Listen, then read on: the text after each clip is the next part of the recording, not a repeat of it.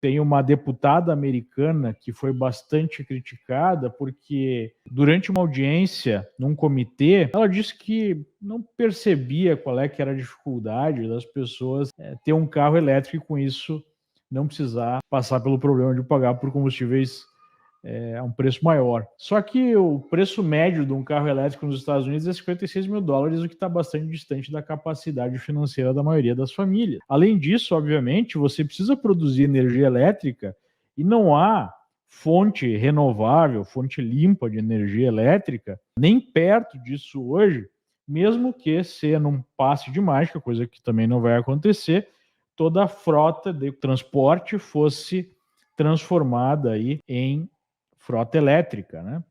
Isso simplesmente não vai acontecer, e se acontecesse, não haveria produção de energia para todos os carros, caminhões, aviões e assim por diante. Então, o ponto é que essa questão da energia vai continuar sendo um problema por mais tempo. Por onde nós olhamos, pelo ângulo que nós olhamos para essa questão, nós temos problemas, seja do lado, né, da oferta, porque nós temos um desincentivo à produção de combustíveis fósseis no mundo, especialmente aqui nos Estados Unidos, desde que o governo Biden chegou à presidência. Nós temos aí a Rússia, né, saindo do mercado de combustíveis para uma clientela aí importante, especialmente na Europa e nos Estados Unidos. E no lado da demanda, nós temos uma sinalização de mudança dessa política de Covid-0 na China e a expectativa de aumento do consumo, pelo menos nos próximos meses. Para vocês terem uma ideia do nível de problema, ontem um outro executivo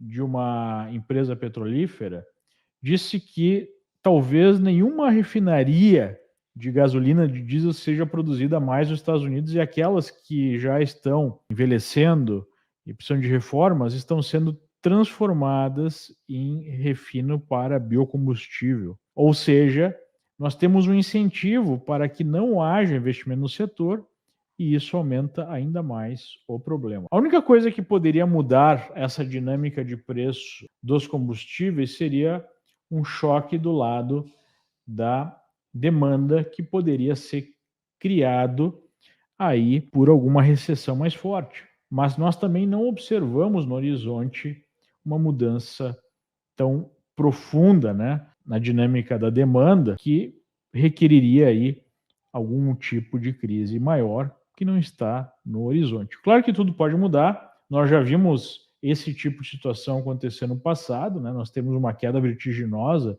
de preços que estavam em patamares muito altos, mas, né, não temos aí a percepção dessa possibilidade no curto prazo.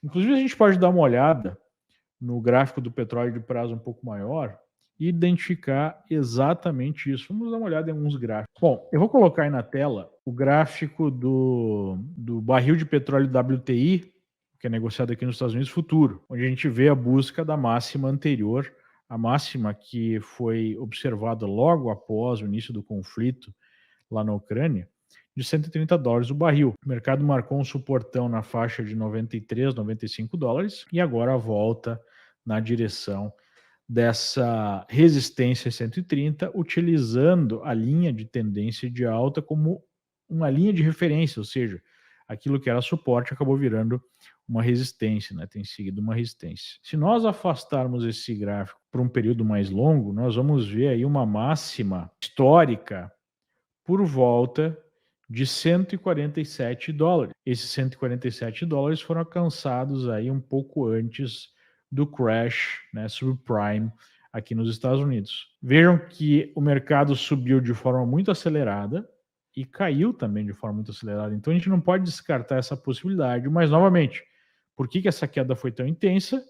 Porque nós tivemos o estouro de uma bolha que gerou uma desaceleração econômica muito forte. Não parece ser aí um cenário provável para o mercado atual. Então, nós poderíamos dizer que essa máxima histórica em 147 seria um objetivo para o barril, caso o mercado siga nessa tendência de alta e caso ele ultrapasse a resistência do topo imediato em $130, né? Pensar que logo depois do início aí da crise que foi curta, né, provocada pela pandemia, pelo menos do ponto de vista nominal, nós tivemos o petróleo sendo negociado a menos $60 o barril, porque simplesmente a produção continuou, o consumo caiu abruptamente por conta dos lockdowns e não havia onde estocar esse petróleo. Então, havia um prêmio para quem conseguisse comprar e estocar esse óleo, por isso que o valor ficou negativo, porque o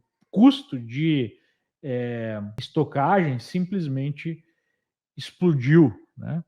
E agora a gente tem um petróleo custando $120 o barril no fechamento de hoje. Gil Gomes coloca: assim como a Shell, a Petrobras deveria comprar petróleo da Rússia com desconto, há um problema, né?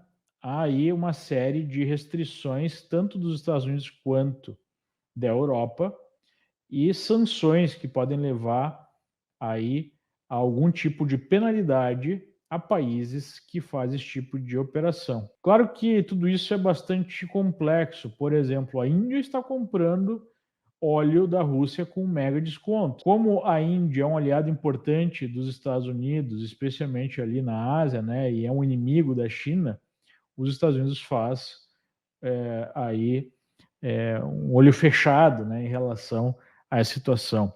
Mas esse óleo ele não chega até a Índia ou mesmo até a China, que também está fazendo essas compras, de maneira direta. Há transferências, né, de um navio para outro, uma série de mecanismos que são utilizados para esconder a origem desse petróleo. Eu acho que pela localização geográfica do Brasil, seria difícil para a Petrobras até mesmo, não seria tão interessante fazer essa compra e com certeza o Brasil poderia ser alvo de sanções econômicas por parte da Europa e dos Estados Unidos. Então, essa não seria uma solução adequada no meu ponto de vista.